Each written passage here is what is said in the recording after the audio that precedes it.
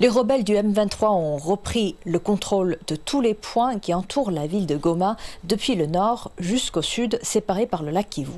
Depuis mardi 21 janvier, la ville de Goma est isolée du reste de la province. Les produits de première nécessité sont de plus en plus chers. Sans travail ni autre moyen de survie, la population reste coincée. Ce jeudi 23 janvier, les déplacés venus du territoire de Calère, dans la province du Nord-Sud Kivu, arrivent toujours, en effet, dans la ville de Goma. Et aux dernières nouvelles, les habitants locaux ont entendu les dénotations d'armes lourdes et légères dans le nord de Goma à 5h30 ce matin. Fuyant la guerre, Mosedi Bouroumé est un déplacé venu de la cité de Minova, tombé mardi dans les mains des rebelles du M23. Ce Congolais qui a dû passer plusieurs heures dans une embarcation en bois sur le lac Kivu ne sait même pas où aller dans la ville de Goma. Je suis ici dans la ville de Kituku comme déplacé fuyant la guerre du M23 dans notre cité de Minova, ne sachant plus où aller. Nous avons décidé de venir ici à Goma. Nous sommes venus les mains vides, nous ne savons plus où aller, car nous ne pouvons pas retourner non plus. Voilà pourquoi nous restons ici dans ce marché, car nous n'avons personne pour s'occuper de nous.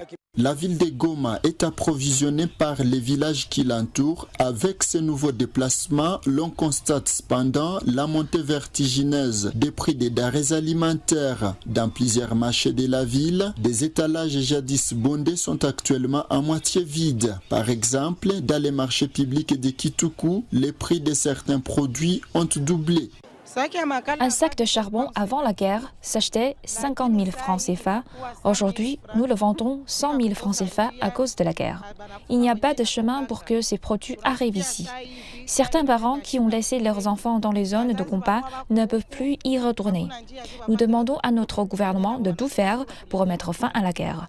Nous avons besoin de la paix. Cette situation est observée même du côté des vendeuses de viande, car les vaches consommées dans la ville de Goma viennent du territoire de Massissi, un territoire sous contrôle des rebelles du M23. Tous les produits sont en hausse de prix dans ce marché à cause de la guerre. Les gens qui nous fournissaient de la nourriture sont en train de fuir et ils ne peuvent pas nous rapporter de produits alimentaires. Leurs embarcations nous ramènent plutôt des déplacés dans la ville de Goma. Ce sont des produits alimentaires qui viennent dans les bateaux, dans les boats, mais actuellement, nous ne recevons que des déplacés. Voilà pourquoi on constate sur le marché la hausse des prix des denrées alimentaires. 1 kilogramme que je vendais 10 000 francs CFA, je le vends aujourd'hui 16 000 francs CFA, car nous ne recevons plus de vaches.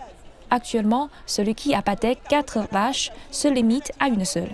Les vaches arrivent moins qu'avant à cause de la guerre. Cette situation affecte toute la population de la ville de Goma. Panigo Balthazar ne sait même pas quoi faire car cette situation les met dans une mauvaise position financière. J'ai surtout peur de ce que je vois du côté de Calais. Kabamba jusqu'à Minova sont des points de ravitaillement de la ville de Goma. Vous savez également que la route Kitchanga-Rutshuru est également inaccessible. Comme partout c'est fermé, nous sommes ainsi encerclés et nous ne pouvons plus avancer ou même reculer. L'argent n'a plus de valeur même si j'ai 1 000 $ en poche, ça ne m'aidera pas, car il n'y a rien sur le marché.